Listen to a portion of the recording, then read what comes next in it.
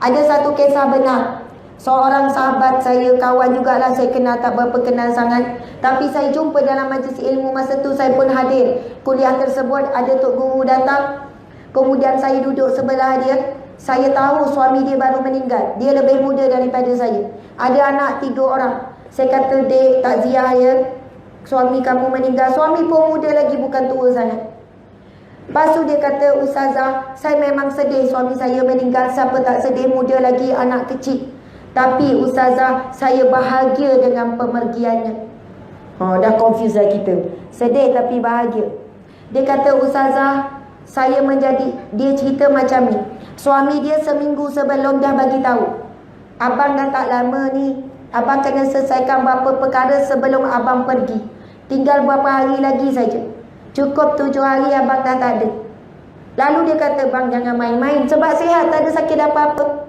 Tapi suami dia dalam tempoh tersebut banyak dia selesaikan. Urusan dengan orang, urusan itu, urusan ini. Ini kisah benar, cerita tahun lepas ke 2 tahun lepas. Dia kata suami dia memang macam buat persiapan sungguh-sungguh. Dia nak pindah daripada alam dunia ke alam barzah. Saya nak tanya kita kan, kalau nak pergi umrah, berapa hari sebelum dah siap semua barang? Boleh tak kalau nak pergi lusa, hari ni tak siap-siap lagi? Pasport tak siap? Tak boleh. Pasport paling kurang sebulan sebelum dah serah dah. Dapat list daripada mutawwi, daripada syarikat umrah, begitu list kena bawa itu, bawa ini, bawa tu. Bila dah siap, kita punya excited tu, seminggu, 2 minggu sebelum, sebulan sebelum dah siap, dah baik, duduk tepi pintu. Jadi tak sabar-sabar nak pergi. Tapi bagi orang tak buat persiapan lagi 2 hari, kelang kabut. Dia jadi ketakutan, jadi bimbang. Jadi takut, sudah adalah aku ni dan tak ni tak ada ni. Tiba-tiba tak lepaslah pasport, ada sangkut, langsung tak boleh pergi. Bagaimana kita? Kalau kita tertinggal barang, pasport okey, tertinggal barang, sampai Mekah, boleh tak beli barang tu? Boleh. Tapi kalau kita masuk ke alam barzah, tertinggal amalan, tertinggal sesuatu, nak tanya boleh patah balik tak ke alam dunia? Tak boleh. Itu perpindahan yang kita tidak boleh nak patah balik. Kita rasa menyesal bila mati, kenapalah aku tak maafkan anak aku yang menyakitkan hatiku. Bila nampak besarnya pahala memaafkan. Kenapalah dulu masa hidup aku tak gini, kenapalah ya Allah, ya Allah. Masa tu penyesalan yang tak boleh kita nak pindah balik dah. Dia cerita, "Ustazah, suami saya boleh settle tu, settle ni, macam-macam.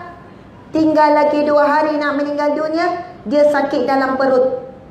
Bila pergi hospital, masuk hospital, doktor cek tak ada apa-apa, FND ke apa, dia sakit dalam perut.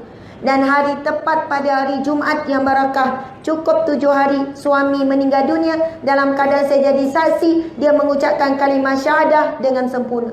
Allahu Akbar." Dan memang disebut dalam hadis Nabi SAW, antara kematian usul khatimah, tanda-tandanya adalah mati kerana sakit perut.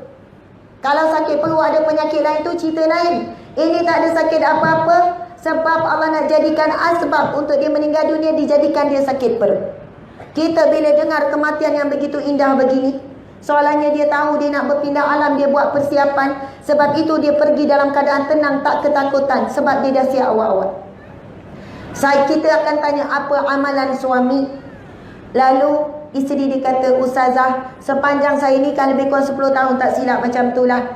Saya jadi saksi suami saya seorang yang sangat, dan boleh dikatakan, dia kata tak pernah tinggal solat tahajud pada tengah malam. Kita biasa hujung malam lah bangun awal sikit. Suami akan bangun di tengah malam ketika semua orang tidur. Dia selalu kejutkan saya, tapi saya tak kuat nak bangun. Sebab dia kejut pukul 2 pagi, 3 pagi ni.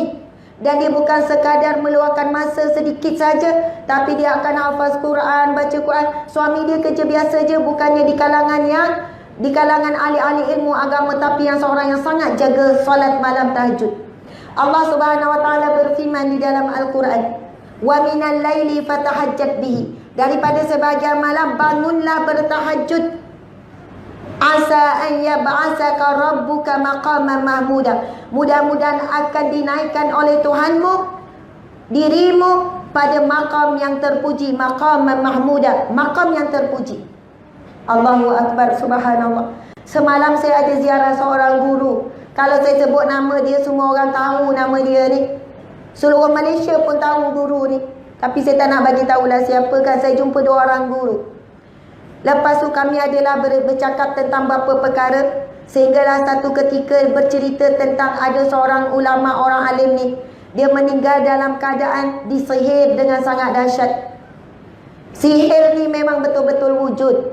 Jin, syaitan, iblis begini ni memang betul-betul wujud.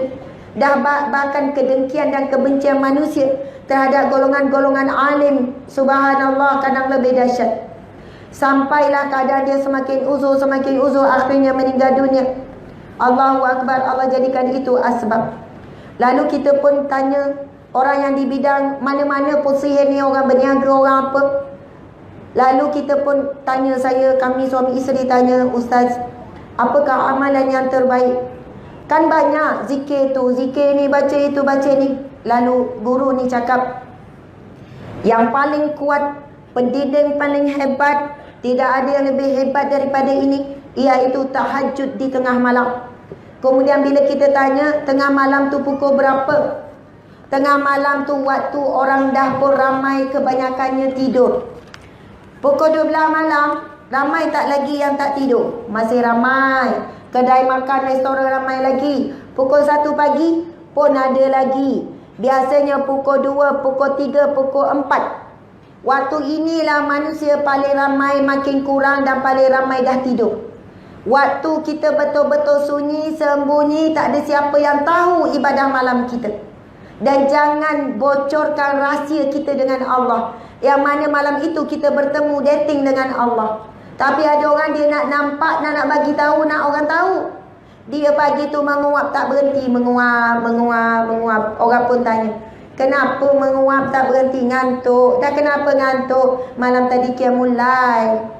Tapi kau seorang je aku cakap. Kau jangan cakap pada siapa-siapa. Aku takutlah aku ni. Dah cakap seorang cukuplah. Dah habis mungkin jadi hangus. Terus kita akan rasa na'udzubillah, menggugurkan pahala-pahala. Sebab setelah ada satu pun manusia tahu, akan kita dihinggapi penyakit riak, ujub, kagum dengan diri sendiri, akan jadi takabur dan sebagainya. Rahsiakan pertemuan rahsia kita dengan Allah pada waktu tengah malam. Allahu Akbar. Guru ni kata, bukan tak disihir, mungkin disihir juga, tetapi boleh tepis. Sebab apa? Allah dah janji, orang yang bangun tahajud di tengah malam, maqaman mahmudah, berada pada makam kedudukan yang terpuji. Bila Allah letak pada makam yang terpuji, tidak ada siapa yang boleh menjatuhkannya, mengapa-apakannya, boleh menyakitinya, kerana Allah telah menjaganya. Allahu Akbar, subhanallah. Kau nak cerita kelebihan tahajud, ada banyak hadis Nabi, ada banyak firman Allah Subhanahu Wa Taala. InsyaAllah, saya pun pernah ada seorang guru tu, dia cakap macam ni, Ustazah, kalau Ustazah ceramah, tolong ingatkan, tolong selitkan, tolong sampaikan pasal tahajud di tengah malam.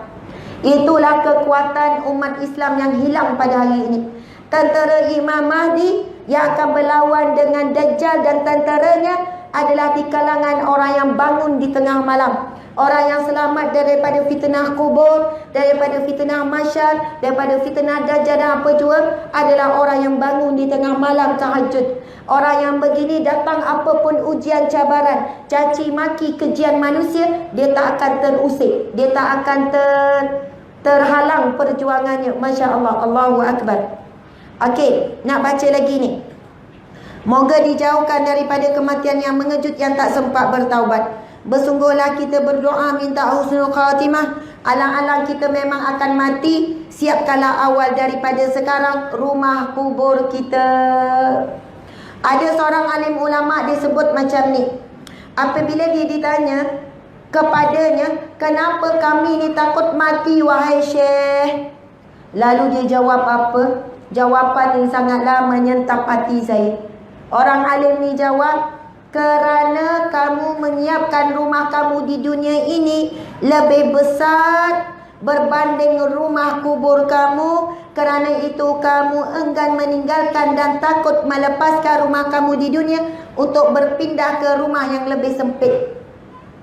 Bijak sangat jawapan tu, sangat mendalam.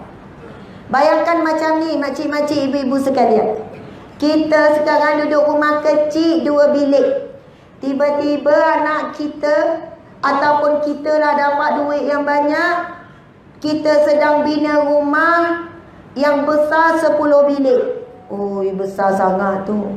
Tak nak. Okey, tak nak 10, 5 bilik. Dah beza dah tu 5 dengan 2. Ruang tamu besar, rumah 3 tingkat, ada lift lagi.